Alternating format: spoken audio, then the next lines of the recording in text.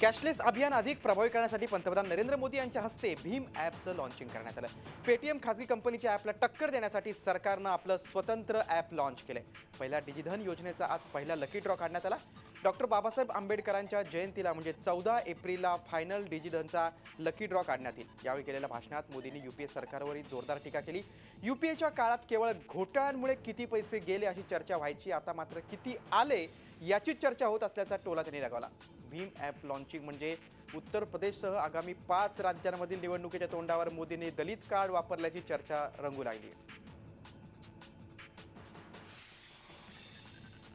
आज से 3 साल पहले के अखबार उठा लीजिए,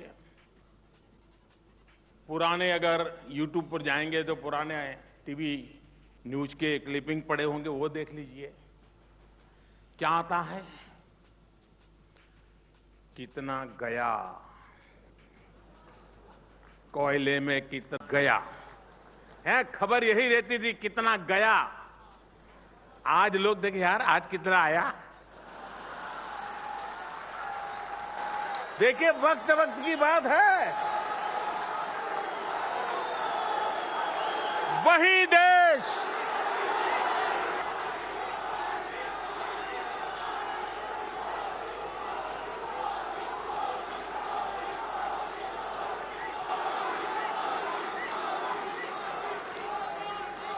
यही देश, यही लोग, यही कानून, यही सरकार, यही फाइलें, यही नियम. वो भी एक वक्त था जब गए की चर्चा होती थी. ये भी एक वक्त है आने की चर्चा हो रही है. भारत की मुद्रा व्यवस्था में, भारत की सेंट्रल बैंक की कल्पना में, भारत के फेडरल स्ट्रक्चर में, अर्थव्यवस्था के संबंध में किसी एक महापुरुष का स्पष्ट दर्शन था, उत्तम से उत्तम योगदान था. तो उस महापुरुष का नाम है डॉक्टर भीमराव आंबेडकर. और इसलिए आज जो ऐप और आने वाले दिनों में देखना कि सारा कारोबार जैसे हम पहले नोट या सिक्कों से करते थे, वो दिन दूर नहीं होगा जब इस सारा कारोबार इस भीम ऐप के द्वारा चलने वाला है. यानी एक प्रकार से बाबा साहब आंबेडकर का नाम सारी अर्थव्यवस्था के अंदर ये भीम ऐप के द्वारा सेंटर स्टेज में आने वाला है. आजारपणाचं कारण सांगून बॉम्बे हॉस्पिटलमध्ये दाखल झालेले छगन भुजबळ फेरफटका मारत असल्याचा व्हिडिओ क्लिप अंजली दमानिया यांनी झी24 तासला दिली आहे. या क्लिपमध्ये बॉम्बे हॉस्पिटलच्या 13व्या मजल्यावर भुजबळ फिरताना दिसत आहेत. छगन भुजबळ हे आरामात राहत आहेत. त्यांना अनेक राजकारणी गुन्हेगारी पार्श्वभूमी असलेली मंडळी भेटायला येतात असा आरोप अंजली दमानिया यांनी केलाय. जे हॉस्पिटलचे डीन तात्याराव लहाने यांच्या आशीर्वादानं, उपचारांच्या बहाण्यानं भुजबळांना जे हॉस्पिटलमधल्या कैदी वॉर्डमधून बाहेर काढण्यात आलंय असाही दमानिया यांचा आरोप आहे. न्यायालयानं दिलेल्या आदेशानंतर 28 ऑक्टोबर ते 2 नोव्हेंबरपर्यंत भुजबळ हे जे हॉस्पिटलमध्ये वैद्यकीय चाचणीकरता भरती झाले होते. त्यानंतर 2 नोव्हेंबर ते 7 डिसेंबर इतके दिवस छगन भुजबळ बॉम्बे हॉस्पिटलमध्ये राहिले होते. भुजबळांना जे हॉस्पिटलमधून बॉम्बे हॉस्पिटलमध्ये हलवताना कोर्टाला किंवा जेल अधीक्षकांना कळवण्यात आलं होतं का असा सवाल कोर्टानं केला होता. त्यावर जेजेचे डीन तात्याराव लहाने यांनी कोर्टात हजर राहून आपलं म्हणणं मांडलं होतं. त्यावर सामाजिक कार्यकर्त्या दमानिया यांनी छगन भुजबळांची जेलमध्ये रवानगी करावी अशी मागणी न्यायालयाकडे केली होती. त्यावर सुनावणी दरम्यान मुंबईतल्या विशेष ईडी न्यायालयानं भुजबळांची आर्थर रोड जेलमध्ये रवानगी करण्याचे आदेश दिले होते. त्यानुसार भुजबळ आता पुन्हा आर्थर रोड जेलमध्ये हवा खातात.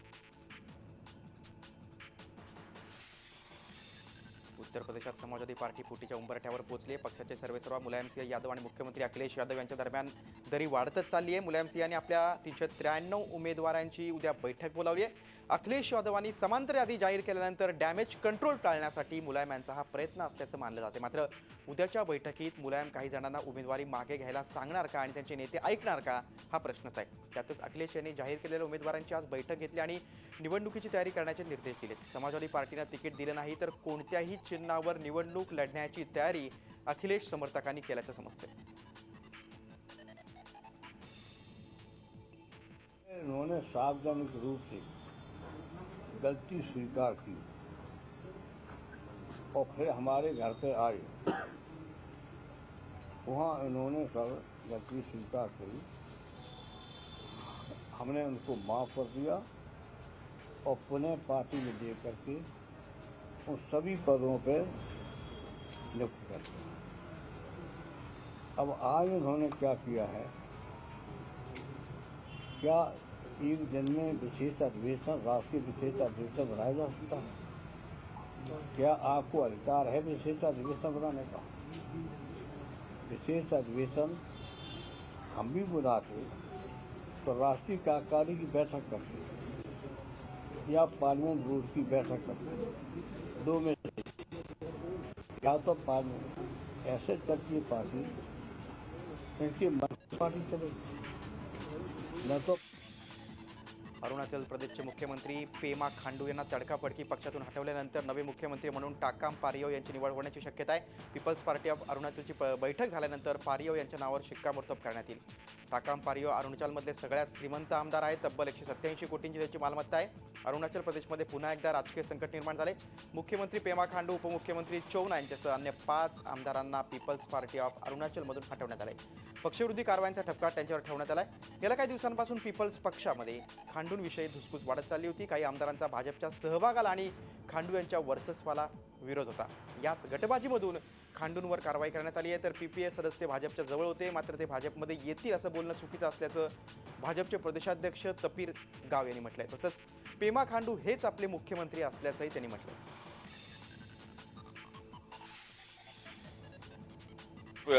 Pema Khandu continues, then I fear that misunderstanding can develop between BJP and PPA, because we are supposed to be alliance partners. We got nothing. We have no problem with BJP. But then, since he is a chief minister heading the PPA government, certain consultations should have been there with the party organization, with the party functionaries. That has been missing, and then we are so sad that he has been hobnobbing only with the BJP executives, and he has totally left us out. All PPA MLAs are very close to BJP because we are under NEDA. So there is no as such that they will join BJP. What they are claiming is totally wrong. And he being the chief minister of the NEDA, he was very much close to PPA and with central union ministers and central government also. It's a natural phenomena. There is no as such that they will march to BJP. It's a wrong information. 50 दिवस त्रास सहन करा, त्यानंतर या त्रासाची तुम्हाला सवय होईल, अशा शब्दात नोटाबंदीच्या निर्णयावर काँग्रेसचे आमदार प्रणिती शिंदे यांनी केंद्र सरकारवर टीका केली. पुणे शहर काँग्रेसने आयोजित केलेल्या पत्रकार परिषदेमध्ये त्या बोलत होत्या. 50 दिवस त्रास सहन करा असं पंतप्रधान नरेंद्र मोदींनी सांगितलं होतं. मात्र 50 दिवसानंतर परिस्थितीत कोणताही फरक पडलेला नाही असा दावा शिंदे यांनी केला. त्यामुळे 50 दिवसानंतर त्रासाची सवय होईल असं मोदी यांना म्हणायचं होतं का, असा उपरोधिक टोला त्यांनी लगावला. नोटाबंदी विरोधात काँग्रेस रस्त्यावरून उतरून आंदोलन करणार आहे. या आंदोलनासाठी शिवसेना सोबत आल्यास त्यांनाही सोबत घेऊ असंही त्यांनी स्पष्ट केलं. मोदीजींना कोणीतरी विचारलं की तुम्ही 50 दिवस म्हणताय, तर 50 दिवस संपले तर आता काय होणार आहे? तर मोदीजी म्हणाले की नाही, 50 दिवस झाल्यानंतर तुम्हाला या त्रासाची सवय होऊन जाईल. एकंदरीत जी परिस्थिती आपल्याला पूर्ण देशात दिसून येते की 50 दिवस झालेत पण फारसं काही बदललं नाही, उलट सिच्युएशन अजून बिघडलं आहे. 50 दिवस थांबले आणि अजून काही परिस्थिती आटोक्यात आली नाही आणि म्हणून आम्ही अजून आक्रमक होऊन रस्त्यावर त्या ठिकाणी उतरणार आहोत. आमच्यासोबत जे कोणते पक्ष यायला तयार आहेत, म्हणजे अगदी शिवसेना जरी यायला तयार आहे तर आम्ही ते स्वीकारायला तयार आहोत. अहमदनगरमध्ये राष्ट्रवादी काँग्रेसचे अध्यक्ष शरद पवार यांच्या हस्ते यशवंतराव चव्हाण सभागृहाचं उद्घाटन करण्यात आलं. यावेळी बोलताना पवारांनी भाजप सरकारवर टीका केली. नोटबंदीनंतर सोनं बेनामी मालमत्ता प्रकरण हाती घेणार असल्याचं सरकारनं स्पष्ट केलं. मात्र पत्नी आणि माऊलीच्या गळ्यातील सोनं मोजायची वेळ आली तर पुन्हा 15-20 वर्ष सत्ता बघायला मिळणार नाही अशी भीती भाजप खासदारांनी व्यक्त केल्याचं सांगत पवारांनी भाजप सरकारला कोपरखळी मारली. तसंच येत्या 9 तारखेला रस्त्यावर उतरून शांततेत आंदोलन करणार असल्याचा इशारा देखील शरद पवार यांनी दिला.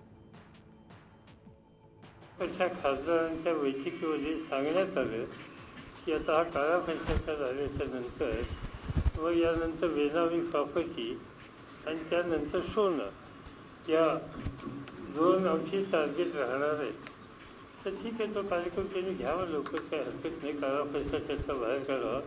फक्त मला भाजपचे खासदार सांगत होते की सोनं वगैरे या सगळ्या गोष्टीत लक्ष घातलं की प्रत्येकाच्या घरात प्रत्येक माऊलीकडे काय आहे त्या सगळ्यांची तपासणी सरकारने केल्याच्या नंतर पुन्हा 10-20 वर्ष काय आम्हाला पार्लमेंट बघायला मिळणार नाही. गोव्यात ख्रिसमस ते न्यू इयर दरम्यान पार्ट्यांची धूम असते. यंदा ही परंपरा कायम असणार आहे. यंदा प्रथमच सनबर्न आणि सुपरसोनिक सारख्या मोठ्या पार्ट्यांना परवानगी नाकारल्यानं छोट्या पार्ट्यांची धूम आहे. यासाठी किनाऱ्यावरील शार्क ते स्टार हॉटेलमध्ये पार्ट्यांची तयारी सुरू आहे. सध्या गोव्यात सर्वत्र रोषणाईनं सजवलेले हॉटेल्स पर्यटकांच्या स्वागतासाठी तयार आहेत. न्यू इयरचं काउंटडाऊन सुरू झालंय. पार्टीमध्ये डान्स गाण्यांबरोबर खाण्यासाठी मोठा मेनू तयार आहे. यात इंडियन, चायनीज, कॉन्टिनेंटल फूड असणार आहे. यंदाही गोव्यातलं कॅसिनोवर भव्य पार्ट्या होतील. यात बॉलिवूडचे कलावंत देखील सहभागी होतील. इस साल भी बहुत सारे टूरिस्ट गोवा आ रहे हैं अपनी न्यू ईयर के शाम यहाँ बिताने के लिए, तो इस वजह से हमने हर साल की तरह इस साल भी जोरदार बॉलीवुड की पार्टी रखी है. उसमें डांस होगा, गाना होगा, नाच होगा और बहुत तरह का एंटरटेनमेंट भी होगा. 31st सेलिब्रेशन पार्ट्यांमध्ये खाण्यापिण्याचे पदार्थ MRP पेक्षा जास्त किमतीनं विकता येणार नाहीत असा प्रयत्न करणाऱ्यांना कारवाईला सामोरं जावं लागणार आहे. यासाठी वैध मापन विभागाची पथकं व्हिडिओ कॅमेऱ्यासह तयार करण्यात आली आहेत. ही भरारी पथकं पार्ट्यांमध्ये सहभाग येऊन खाद्यपदार्थांच्या विक्रीच्या किमतीवर नजर ठेवतील. 31st सेलिब्रेशनसाठी मुंबईत मोठ्या प्रमाणात पार्ट्यांचं आयोजन केलं जातं. त्यासाठी हजारो रुपये प्रवेश फी घेतली जाते. शिवाय आतमध्ये खाण्यापिण्याच्या वस्तू प्रचंड किमतीनं विकल्या जातात. या वर्षीपासून अंकुश ठेवला जाणार आहे. कोणतीही पॅक्ड आयटम ज्याच्यावर MRP लिहिण्यात आलेली आहेत ते त्याच्यापेक्षा जास्त कुठेही विकता येत नाही. जर तुमच्याकडे काय MRP पेक्षा जास्त अक्रॉस द काउंटर ते घेत असेल तर निश्चितपणे आमचे लिगल मेट्रोलॉजीचे जे वेबसाईटवर ईमेल ॲड्रेस आहेत, व्हॉट्सअप नंबर आहेत किंवा इतर जे आमचे कॉन्टॅक्ट नंबर आहे, पोर्टल आहे, त्याच्यावर त्यांनी कंप्लेंट करावी. आम्ही निश्चितपणे कारवाई करणार.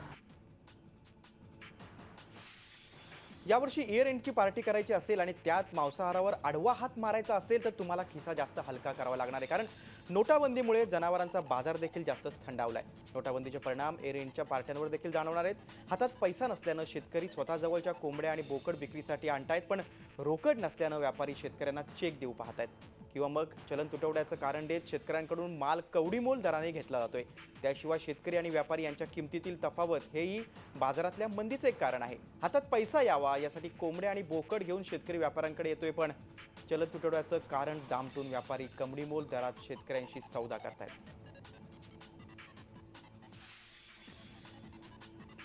टेंबली गाव 6 वर्षांपासून चर्चेत आलं होतं. तत्कालीन पंतप्रधान डॉक्टर मनमोहन सिंग आणि काँग्रेसच्या अध्यक्षा सोनिया गांधी यांच्या हस्ते याच गावातून आधार कार्ड या महत्त्वाकांक्षी योजनेचा शुभारंभ झाला होता. नंदुरबार जिल्ह्यातलं 100% आदिवासी असलेलं हे गाव आहे.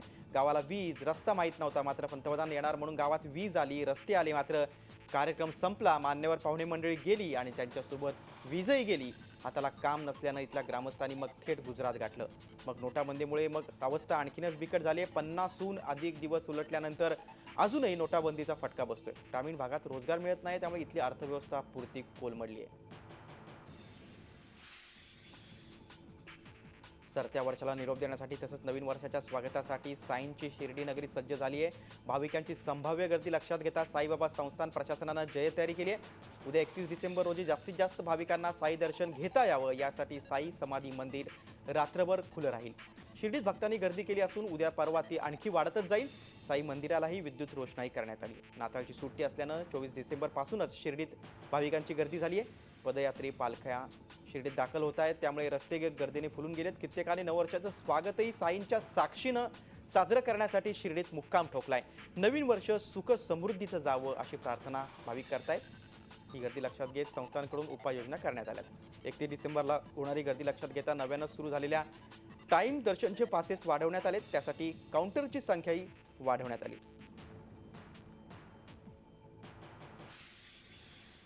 थंडीनं गारठलेलं नाशिक 31st साठी चांगला ऑप्शन ठरतोय. नाशिकमध्ये गारठवणारी थंडी पडली आहे. ओझर, निफाड या भागात तर पारा हा 6 अंशांपर्यंत खाली घसरला आहे. त्यामुळे नाशिकमध्ये 31st सेलिब्रेशनसाठी पर्यटकांची गर्दी वाढू लागली आहे. देशभरातील राष्ट्रीय आणि राज्य महामार्गांवरील मद्यांची दुकानं हटवण्याचे आदेश सर्वोच्च न्यायालयाने दिले. त्यामुळे 1 मे पासून महामार्गावरील 13,000 बिअर बारचं शटर डाऊन होणार आहे. या संदर्भातलं पत्रक राज्याच्या आबकारी खात्यानं काढले. राज्य सरकार महामार्गालगतच्या कोणत्याही नव्या बारला परवानगी देणार नसल्याचं या आदेशात नमूद करण्यात आले. तर याआधी महामार्गालगत सुरू असलेल्या बिअर बारचा परवाना मे 2017 पर्यंत वैध राहील. यानंतर परवान्याचं नूतनीकरण करण्यात येणार नसल्याचं या आदेशात नमूद करण्यात आलंय. 1 एप्रिलपर्यंत महामार्गालगतची मद्याची दुकानं हटवण्यात यावीत असा आदेश सर्वोच्च न्यायालयानं दिले होते. दुकान मालकांना मुभा देत जोवर परवाना आहे तोपर्यंत दुकान सुरू ठेवण्याची परवानगी देण्यात आली. मात्र 31 मार्च नंतर परवान्याचं नूतनीकरण करण्यात येणार नाही असंही न्यायालयानं स्पष्ट केलंय. राष्ट्रीय आणि राज्य महामार्गापासून दारूची दुकानं किमान 500 मीटर अंतरावर असावीत असं न्यायालयानं सांगितलंय. शिवाय दारूचे बॅनर्स आणि जाहिराती हटवण्याचे आदेश देखील कोर्टानं दिलेत.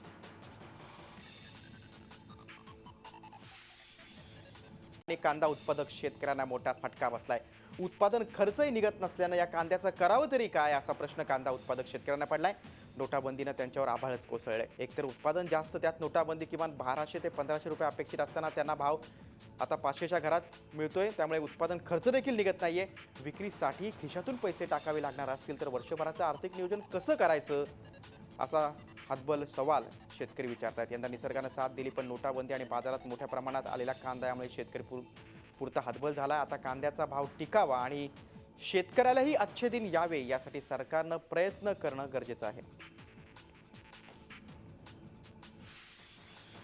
पुण्यात कोंडव्यातल्या बेकरीला लागलेल्या आगीत 6 कामगारांचा होरपळून मृत्यू झाला. या प्रकरणी धक्कादायक माहिती समोर आली आहे. बेकरीत आतमध्ये कामगार झोपल्याचं मालकानं अग्निशमन दलाला उशिरा सांगितलं. या बेकरीचे भागीदार आहेत 3 भागीदार आहेत, 3 मालक आहेत. या प्रकरणी बेकरी मालकांवर निष्काळजीपणाचा आणि सदोष मनुष्यवधाचा गुन्हा दाखल करण्यात आला. या बेकरीला बाहेरून कुलूप लावण्यात आलं होतं आणि पोटमाळ्यावर 6 कामगार झोपले होते. बेकरी मालकानं त्यांना अवैधपणे ही जागा राहायला दिली होती. पहाटे 4:30च्या सुमाराला बेकरीला आग लागली. अग्निशमन दल दाखल झाल्यावर निम्मी आग विझून झाल्यानंतर बेकरी मालकानं आत माणसं झोपली असल्याचं सांगितलं. त्यामुळे बेकरी मालकाच्या भूमिकेवर देखील संशय व्यक्त होतोय.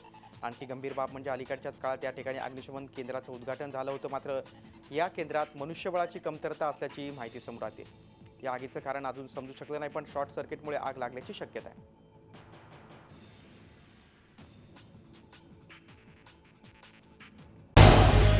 झी 24 तास रहा एक पाऊल पुढे.